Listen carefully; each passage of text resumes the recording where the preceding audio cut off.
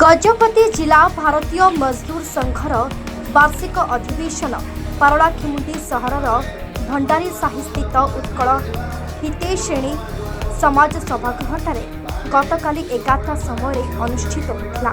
एथिरे भारतीय मजदूर संघर जिला सभापति शंकर चरण गौड़ अध्यक्षता करथिबा बेले मुख्य अतिथि भावे बीएमसी राज्य साधारण संपादक पृथ्वीराज पंडा जोग देथिले। अन्यतम अतिथि भावे राज्य उपसभापति तथा all Odisha Anganwadi ladies workers association राज्य सभानेत्री Sumita Mahapatra, all Odisha Anganwadi ladies workers association राज्य साधारण संपादक तथा राज्य कार्यकारिणी सदस्य बीएमएस ओडिशा प्रदेश कुंजलता दास एवं सर्वपंथ समादर मंच संयोजक तथा बीएमएस राज्य कार्यकारिणी सदस्य डॉक्टर भवानी शंकर दास जोग देथिबा बेले कार्यक्रम को परिचालना करथिले भारतीय मजदूर संघ गजपति जिला शाखार संपादक सुजित प्रधान। उक्त कार्यक्रम में भारतीय मजदूर संघर नूतन कार्यकर्ता चयन सहित जिलार श्रमिक मानकर हितरे आलोचना करने सह आसंता दिन में श्रमिक मानक समस्या हेले किपरि समाधान करा एवं आगामी दिन मानकरे पंचायत स्तर में पहुंची श्रमिक मानक किभଳି भावे सहयोग करा जाय परिबो से नहीं आलोचना होतिला। एही अवसर में भारतीय मजदूर संघर नूतन कार्यकर्ता भावे सभापति सुजित प्रधान, उपसभापति शंकर चरण गौड़, अन्यतम उपसभापति कैलाश साहू, संपादिका भावरे अंजलि नायक, सह संपादक भावरे अभिषवर एवं अन्यतम सह संपादिका भावे इस्पनी कमांग, कोषाध्यक्ष भावे मुन्ना जामी, आईन परामर्शदाता भावे कैलाश चंद्र गौड़ को मनोनीत कर समान अंगनवाड़ी लेडीज वर्कर्स एसोसिएशन सभानेत्री भावे कुन्नी जानी, उपसभानेत्री हिसाब से सुजाता माझी एवं अन्यतम उपसभानेत्री भावे प्रमोदिनी सबद, संपादिका भावरे पुष्पांजलि पंडा एवं सह संपादिका भावरे सस्मिता भूया एवं अन्यतम सह संपादिका भावरे आरती पाणी, कोषाध्यक्ष भावे शशिरेखा नायक एवं सह कोषाध्यक्ष भावे संयुक्ता पल्लाई प्रमुख को चयन करा। कार्यक्रम प्रारंभ में अतिथि मानक द्वारा प्रतिभा प्रज्वलन सांग को श्रमिक गीत गान कर भव्य आडंबर सह कार्यक्रम को आयोजन करा। शेष में भारतीय मजदूर संघ गजपति शाखार सभापति सुजित प्रधान धन्यवाद अर्पण करथिले। गजपति कैलाश सिंह सह रश्मिरंजन साहू का रिपोर्ट, उत्कल मेल टीवी।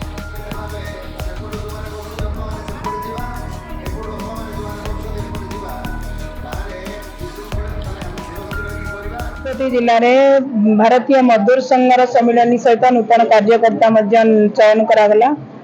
वर्तमान सेकेंड फेज रे आमर all Odisha Anganwadi ladies workers association Gajapati जिलार नूतन कमिटी चयन करा। भारतीय मजदूर संघर नियम आधार प्रति 2 वर्ष थे आमर सम्मिलन होगी नूतन कार्यकर्ता बछा जाती। तेणु आमे वर्तमान अंगनवाड़ी कर्मी मानकर जो सिचुएशन वर्तमान रही परिस्थिति आमे सरकार के पाखे विगत दिन में 42 दिन 56 दिन आंदोलन करने फल वर्तमान सरकार जो घोषणा करते फेब्रुआरी 28 तारीख 2024 मसीह जो रिटायरमेंट बेनिफिट 50,000 एवं लाख टंका से पर्यंत नोटिफिकेशन गेजेट नोटिफिकेशन है आमको लागू करा जायनी। और सोशल सिक्योरिटी एक्सीडेंटल केस रे जदि 2टी अंग आमर नष्ट हो जाए ताले हमको 2 लाख टंका एवं जदि गोटे अंग अचल हो जाए ताले लाख टंका सी गेजेट नोटिफिकेशन है कार्यकारी है।